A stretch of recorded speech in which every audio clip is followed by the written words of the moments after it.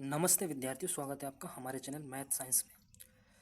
तो दोस्तों, आज हम पढ़ेंगे इस वीडियो में अपरिमेय संख्या के बारे में कि अपरिमेय संख्या क्या होती है। ठीक है,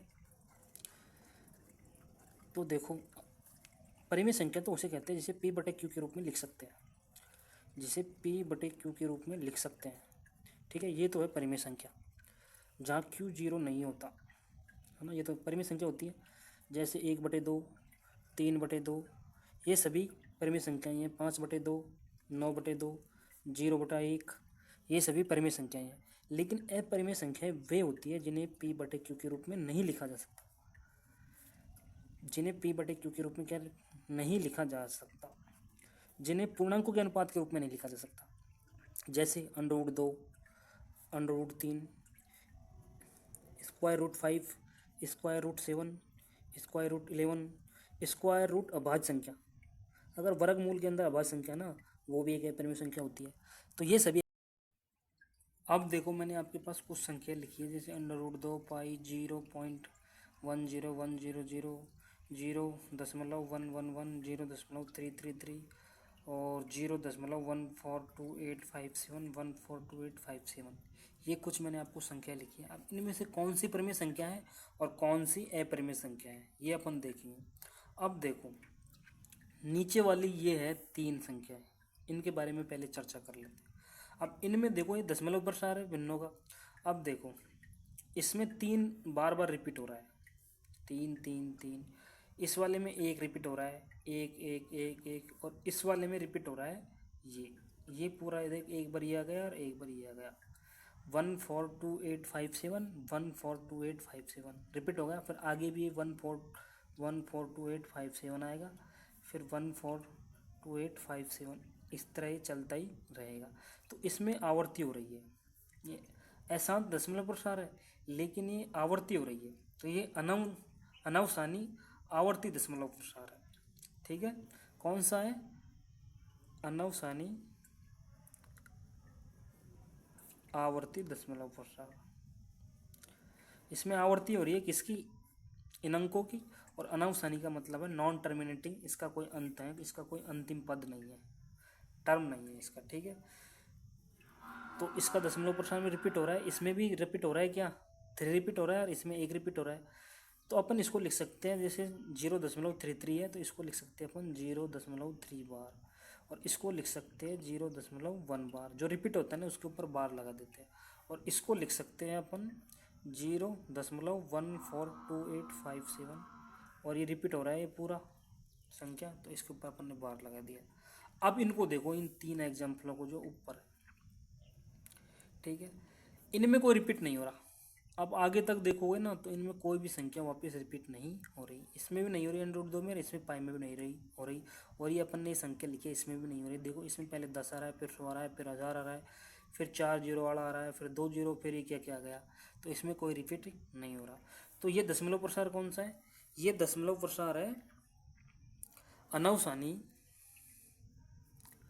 अनवसानी अनावर्ती अनावर्ती। इसे इंग्लिश में नॉन टर्मिनेटिंग और नॉन रिकूरिंग भी कहते हैं। नॉन टर्मिनेटिंग एंड नॉन रिकूरिंग मतलब इसमें कोई आवर्ती नहीं हो रही है। अशांत अनवसानी तो है और अशांत तो है इसका मतलब, लेकिन इसमें आवर्ती नहीं है, अनावर्ती है। तो जिसका दशमलव प्रसार आवर्ती नहीं होती, जिसकी दशमलव प्रसार में संख्या होगी, वो होती है अपरिमेय संख्या। ठीक है, अर्थात जिनका दशमलव प्रसार, जिन संख्याओं को दशमलव प्रसार अनवसानी अनावर्ती होता है, वो होती है अपरिमेय संख्या। और जिनका दशमलव प्रसार आवर्ती वाला होता है, अनवसानी आवर्ती वाला, वो होती है परिमेय संख्याएं। या फिर जिनका दशमलव प्रसार शांत हो, जैसे 1/2 है, 1/2 है, तो इसकी वैल्यू 0.5 आ गई, तो इसमें तो ना तो आवर्ती हो रही, ये अशांत भी नहीं है, यही खत्म हो गया। तो ये एक परिमेय संख्या है। और जिनका दशमलव प्रसार जिसके दशमलव प्रसार में आवर्ती हो रही है, ठीक है, तो वो परिमेय संख्या होती है। लेकिन जिसके दशमलव प्रसार में आवर्ती नहीं हो रही, तो इन्हें पीपीटी के रूप में कैसे लिख सकते हैं? देखो, अभी मैंने लिखा 0 1, अभी मैंने बताया आपको कि 0 1 1 1 1, तो ये 1/, किसकी वैल्यू है? 9 की वैल्यू है। जब अपन 1 में 9 का भाग देंगे ना, तो ये वैल्यू आती जाएगी। तो ये तो एक परिमेय संख्या हो गई, क्योंकि इसमें रिपीट हो रहा है। और ये 1/7 की वैल्यू को देख लो आप, 142857 है जो 1/7 की वैल्यू है, इसमें रिपीट हो रहा है, तो ये एक परिमेय संख्या है। लेकिन इनको कैसे लिखोगे आप p/q के रूप में, क्योंकि इसमें तो कोई रिपीट ही नहीं हो रहा, तो जिसमें रिपीट नहीं हो रहा तो इसे अपन p/q के रूप में नहीं लिख सकते। तो ये सभी अपरिमेय संख्याएं हैं, √2 और पाई। अब मैं आपको एक साथ लिख के बता देता हूँ कि कौन कौन सी संख्या परिमेय है, कौन सी अपरिमेय है और परिभाषाएं क्या है। अब देखो, अपरिमेय संख्याओं की परिभाषा है कि वे संख्याएं जिन्हें p/q के रूप में नहीं लिखा जा सकता, जहाँ p व q पूर्णांक है और q 0 के बराबर नहीं है, तो ये अपरिमेय संख्या कहलाती है। देखो, जिन्हें p/q के रूप में नहीं लिखा जा सकता उसे ही अपरिमेय संख्या कहते हैं, ये अपन पता लग गया। दूसरी बात इसमें दे रखी है साथ ही अपरिमेय संख्याओं का दशमलव प्रसार क्या होता है, अनावसानी अनावर्ती, मतलब जिनमें दशमलव प्रसार में कोई संख्या रिपीट नहीं होती दशमलव के बाद में, वो अपरिमेय संख्या होती है। जैसे देखो, पाई की वैल्यू में दशमलव के बाद में सभी अलग अलग संख्या आ रही है, 141592653589793 3238462643, तो इसमें वापस कोई रिपीट संख्या नहीं होती, फिक्स बारंबार रिपीट नहीं होती।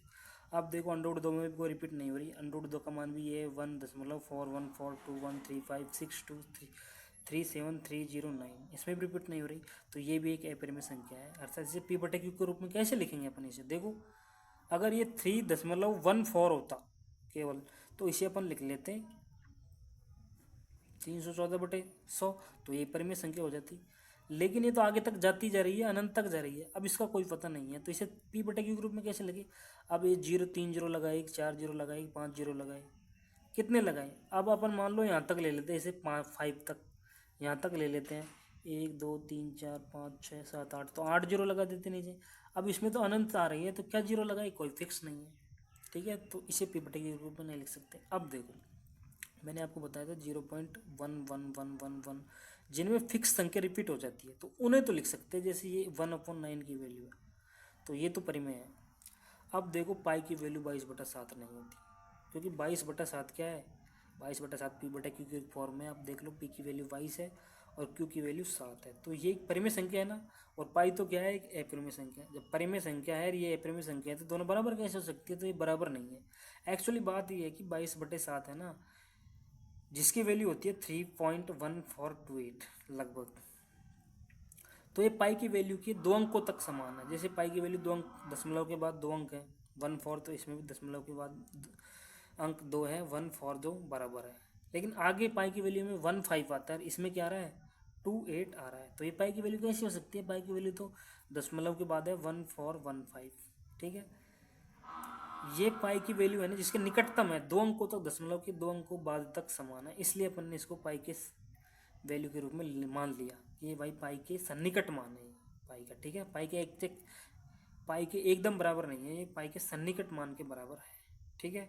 अब मैं आपको कुछ तथ्य बता देता हूँ परिमेय और अपरिमेय संख्याओं के बारे में। देखो, कुछ प्रमुख तथ्य। जब अपन किसी परिमेय संख्या में अपरिमेय संख्या को जोड़ेंगे या घटाएंगे, मतलब एक तो अपरिमेय संख्या लेंगे और एक परिमेय संख्या लेंगे, अब दोनों को आपस में जोड़ेंगे या घटाएंगे तो हमेशा कौन सी संख्या प्राप्त होगी, अपरिमेय संख्या प्राप्त होगी, ये अपन को ध्यान रखना है। जैसे 3 एक परिमेय संख्या है और इसमें जोड़ दिया मैंने √2 अपरिमेय संख्या, जो टोटल संख्या प्राप्त होगी जो भी क्या होगी, अपरिमेय होगी। अगर इसका माइनस भी कर दिया तभी भी ये अपरिमेय होगी, ठीक है। इनमें से कोई भी एक अपरिमेय संख्या हो जाएगी, तो टोटल ओवरऑल संख्या है जो अपरिमेय होगी।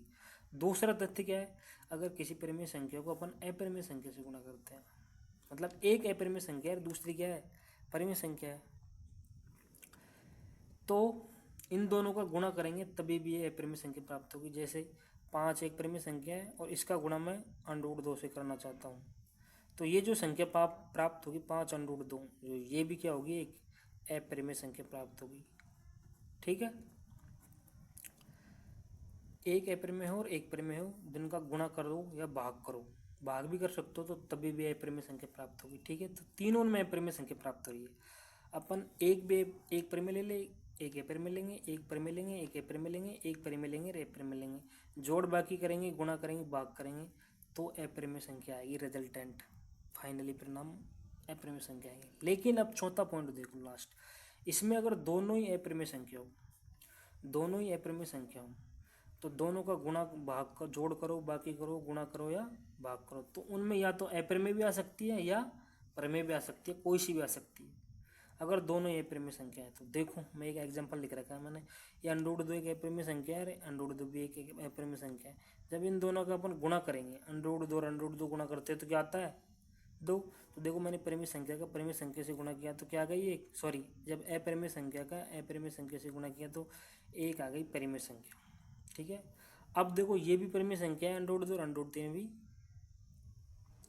अपरिमेय संख्या है। जब इन दोनों अपरिमेय संख्याओं को मैंने गुणा किया तो कौन सी संख्या प्राप्त हुई, अपरिमेय प्राप्त हुई। तो इसका मतलब यह है कि जब अपन अपरिमेय संख्याओं का गुणा करते हैं तो जरूरी है कि परिमेय संख्या भी आ जाए और अपरिमेय संख्या भी आ जाए, कुछ भी आ सकता है। ठीक है, तो अपन ने इस वीडियो में परिमेय और अपरिमेय संख्या के बारे में जानकारी ले ली। अब आप हमारे चैनल को सब्सक्राइब कर दो और लाइक कर दो और शेयर कर दो। धन्यवाद।